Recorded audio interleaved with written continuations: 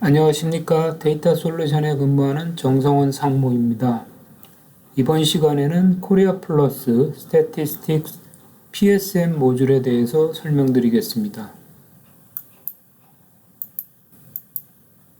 설명드릴 순서는 첫째, 실험 연구와 선택적 편향, 둘째, PSM 프리펜스 스코어 매칭 개념 이해, 셋째, PSM 분석 과정 5단계, 넷째, PSM 기초 실습, 다섯 번째, PSM 실제 사례 실습입니다.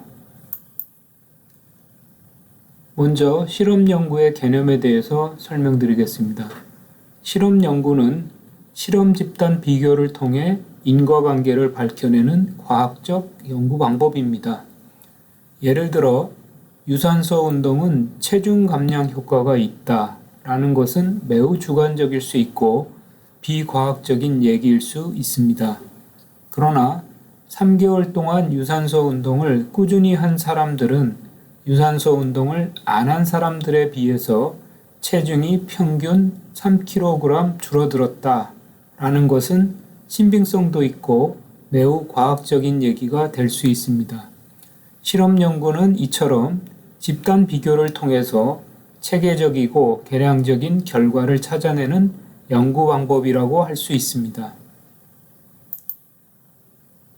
신체적 특징이 유사한 20명을 선발한 후 랜덤하게 10명에게는 강도 높은 유산소 운동을 꾸준히 시키고 다른 10명에게는 유산소 운동을 시키지 않으면서 시작 전에 체중을 측정하고 3개월이 경과한 후에 체중을 측정하여 체중 변화를 비교하였더니 실험군이 대조군에 비해 평균 3kg만큼 더 체중이 감소한 것을 확인하였다.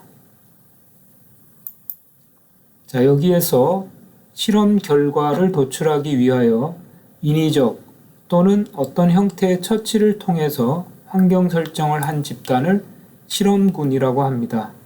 실험의 직접적인 목적을 이루기 위한 집단이라고 할 수 있습니다. 반면에 실험 결과가 제대로 도출되었는지 여부를 판단하기 위해 어떠한 처치나 조건도 가하지 않은 집단을 대조군이라고 합니다. 실험군의 결과를 좀 더 확실하게 비교 확인하기 위한 집단이 되겠습니다. 일반적으로 실험 연구의 목적은 처치를 한 집단, 즉 실험군과 처치를 하지 않은 집단, 대조군 간의 처치에 의한 명확한 차이를 확인하는 데 있습니다.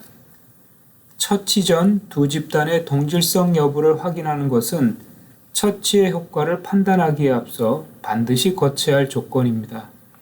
여기에서 처치 집단의 참여를 결정하는 요인과 처치의 효과가 서로 상관관계를 가지는 경우를 선택적 편향이 발생했다라고 얘기합니다. 만약 고지혈증, 즉 혈중 콜레스테롤이 높아서 각종 성인병 유발의 인자가 되는 증상, 치료제에 대한 실험 대조군 실험을 한다고 했을 때 왼쪽에 있는 실험군의 특성과 오른쪽에 있는 대조군의 특성을 비교해 봤을 때 좌측 실험군과 우측 대조군이 이러한 특징들이 너무 상이한 것을 확인할 수가 있습니다. 이 경우에 실험을 수행 후 결과를 볼 때 제대로 된 결과가 나오기가 어렵다고 볼 수 있습니다. 즉, 실험군과 대조군이 너무 선택 편향된 사례라고 할 수 있습니다. 이러한 경우는 실험 연구에 자주 빠지게 되는 함정 중에 하나가 됩니다.